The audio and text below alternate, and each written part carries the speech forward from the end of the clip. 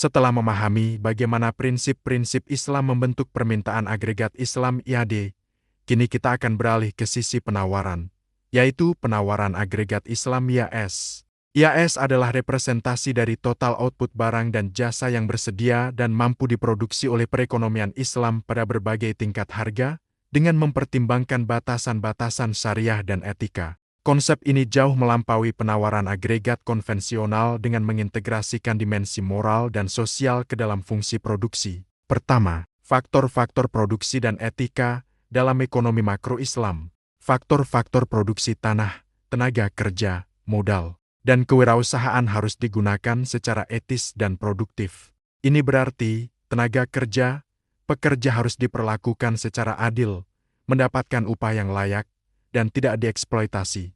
Hadis Nabi Muhammad SAW menekankan pentingnya membayar upah pekerja sebelum keringatnya mengering.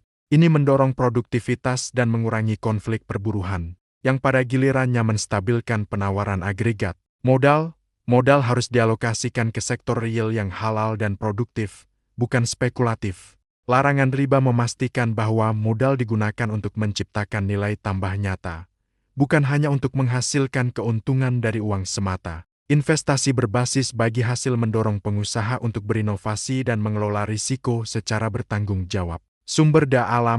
Penggunaan sumber daya alam harus berkelanjutan dan bertanggung jawab, sesuai dengan prinsip hifdz al-biyah pemeliharaan lingkungan. Eksploitasi berlebihan atau perusakan lingkungan dilarang, karena manusia adalah khalifah yang diberi amanah untuk menjaga bumi. Kedua, fungsi produksi dan cost of effects. Fungsi produksi dalam ekonomi makro Islam tidak hanya mempertimbangkan input fisik tenaga kerja, modal, teknologi, tetapi juga menginternalisasi cost of effects. Ini berarti biaya untuk mematuhi prinsip-prinsip syariah dan etika, misalnya biaya sertifikasi halal, biaya untuk memastikan praktik perburuhan yang adil, biaya untuk mitigasi dampak lingkungan dianggap sebagai bagian integral dari biaya produksi.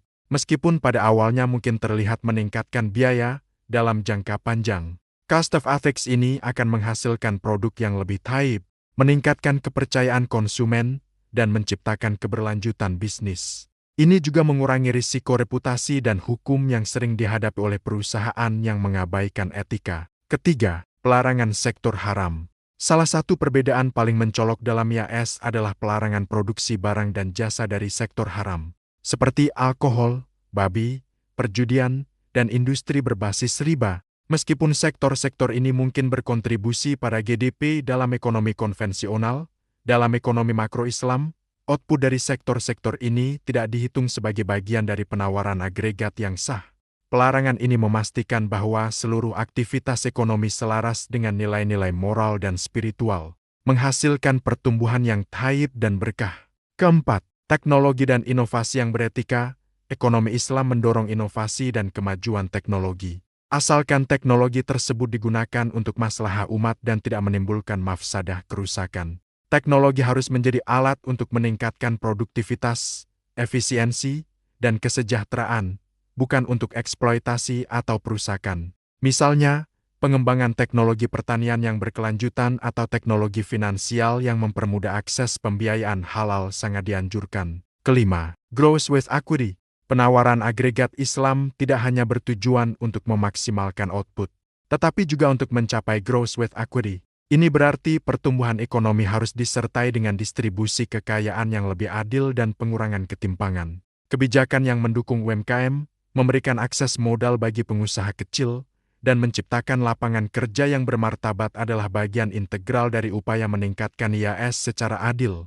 Konsep adil dalam produksi memastikan bahwa manfaat pertumbuhan dirasakan oleh seluruh lapisan masyarakat, bukan hanya segelintir elit. Keenam, peran Hizbah dalam pengawasan pasar, untuk memastikan bahwa etika produksi dan perdagangan ditegakkan. Ekonomi makro Islam mengandalkan institusi Hizbah. Hizbah adalah mekanisme pengawasan pasar yang memastikan praktik bisnis yang adil, mencegah ihtikar penimbunan, gharar ketidakpastian, dan maisir judi.